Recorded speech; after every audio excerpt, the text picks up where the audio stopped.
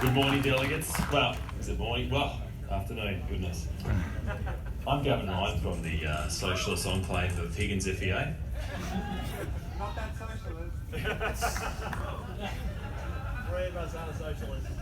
Now, I'd like to acknowledge the traditional owners of the land before I start, and also recognise that there are actually outstanding issues of stolen wages for many of our Indigenous brethren. So I hope that we can resolve that as a government, as should all state governments and our federal government. Now, I'm here to ask for your support for this motion, which is about saving the lives of ordinary Victorians. We heard our Premier, Daniel Andrews, talking about some of the ways that we're saving lives already in areas which we should be working in, and this indeed is another area that we are working in and we need to work harder. Health-focused drug harm reduction saves lives and treats drug harms and ATOD use as a health issue that affects ordinary working class people. It does not punish them. It does not punish their families. Rather, it supports and helps them. In 2018, the previous Victorian Parliament recognised the limitations of our existing approaches in this critical public health issue.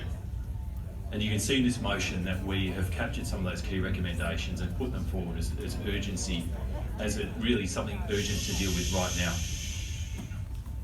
Our Victorian Labor government has already taken big steps in funding a range of services, in particular well-paid, good, solid public sector jobs in our ATOD services. Now that's been from medicinal cannabis work, very brave work on medicinal cannabis, heroin harm reduction, and a range of acute harm reduction programs. Premier Daniel Andrews and our entire Labor government have gone on to take an evidence-based approach, and an approach which treats this as it should be, something that supports our ordinary Victorians. As someone who tried to move the Braxton-Brumby government around the terrible problems we were having in our community in inner city Melbourne with heroin, unsuccessfully for many years, I know that this government is actually one that listens and changes where it needs to. That's, as Daniel Andrews said, as our Premier said earlier in this conference, that's the Labor way. We look after ordinary Victorians. Still, we need to do more though. Our state Labor government must be applauded for this work. However, we need to continue that journey.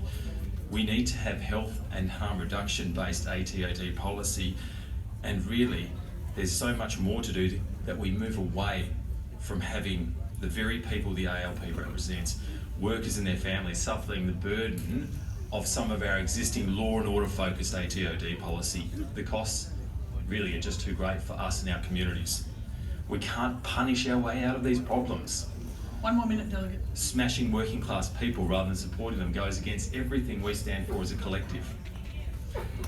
We cannot follow the example of New South Wales, where they set up booths outside some of their largest places in inner city Sydney to randomly strip search anyone who looks a bit dodgy. Smashing ordinary people for doing what all of us at some point in our lives, pretty much 90-something% of us do in our lives, which is use ATOD. So what are we doing? We're not treating the problem, we're just smashing the people. So this is something we can't go down that path, and we have resisted that path and we're moving away from it. We need to do more. We need to continue to lead. We cannot lose our mantle of being the most progressive and impressive Labor government.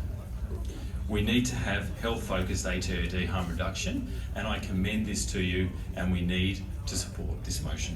Thank you, Comrade Ryan. Comrade Healy, you have 2 minutes. Very quickly, prohibition doesn't work. It's never worked. It's not going to change what's going on. We need to decriminalise marijuana, tax all those stoners who are sitting at home now in the dark room like we are, tax them highly, stop giving money to criminals and funding their lifestyle. We should be funding this as a health program. It can be self-funded by taxing marijuana, and I think that's the way to go. Thank you.